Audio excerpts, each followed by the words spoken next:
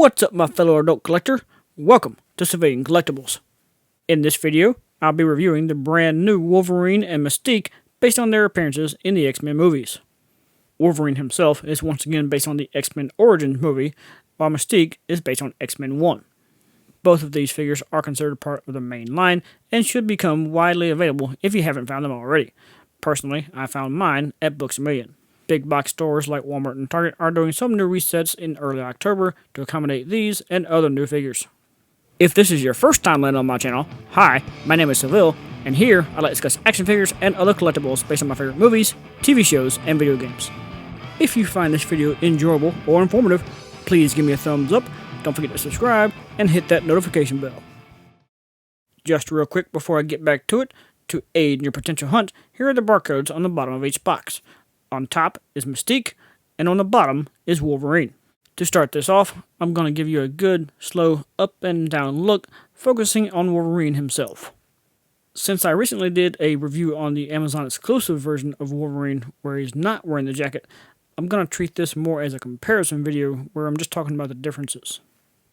Of course, the most obvious difference is the new sculpt for the arms and torso, making the jacket. It does look really good, and I do think it offers a better overall aesthetic. It does seem like that Hasbro took a little more time getting the details all right for the jacketed version, whereas the Amazon one seems a little more rushed. From the waist down, the sculpt is exactly the same, but the coloring of the jeans on the jacketed version is way better. The head sculpts are not repeated between the two figures. The jacketed one comes with two new ones, therefore making a total of 4 Hugh Jackman head sculpts so far.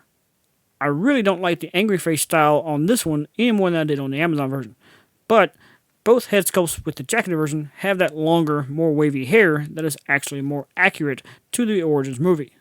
The Amazon version just stuck to a more traditional Wolverine hairstyle.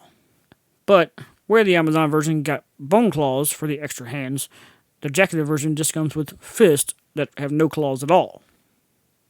One thing I did not realize until after the last Wolverine video is that the claws are not glued in place.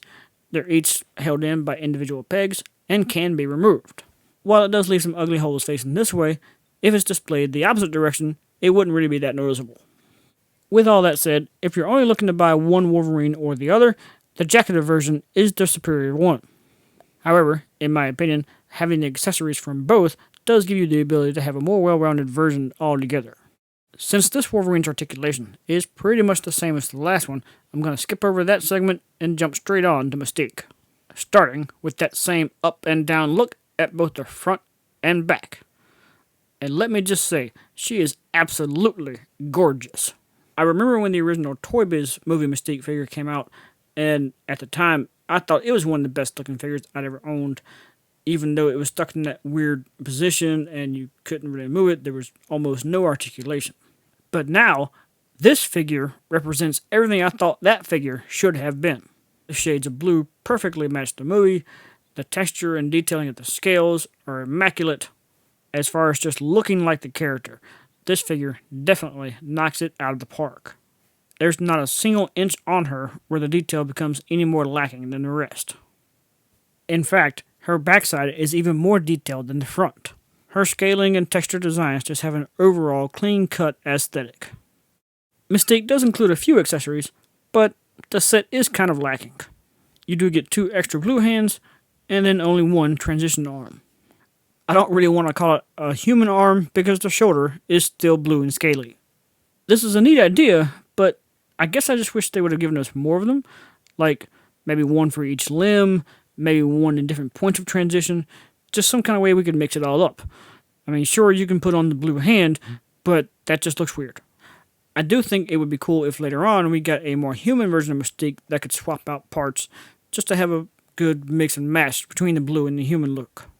Now moving on to articulation, Mystique's head can move up and down fairly well. She does have a little bit of a tilt side to side, and of course, full rotation. The shoulders can spin all the way around as well as move outward. There are no bicep joints, the elbows are only single jointed, and the wrists have full rotation plus up and down movement.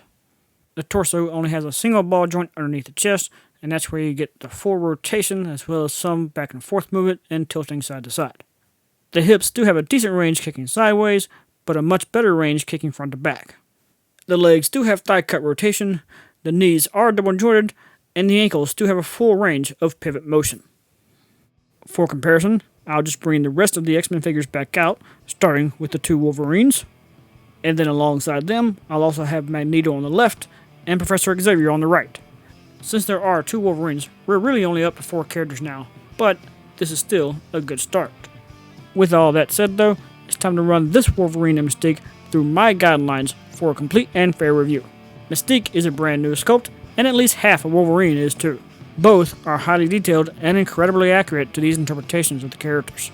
Wolverine certainly has more than 20 points of articulation, but unfortunately Mystique does not. They are both in scale with the rest of the line, and each balance really well.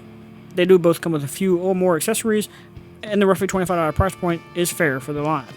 I didn't have any quality control issues with either of mine, and they both should be widely available across most stores and online very soon if they're not already.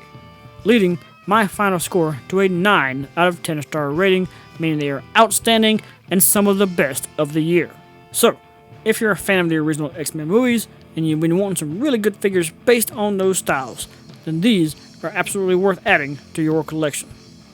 I really hope that come next year we'll start to see the core X-Men characters in their black leather suits from the original movies, and even the blue and yellow suits from X-Men First Class. There's plenty of movies in the Fox universe for them to pull from, so I really hope to see the line expand a lot in the coming years. What would you like to see added to the live-action X-Men line? Let me know in the comments below.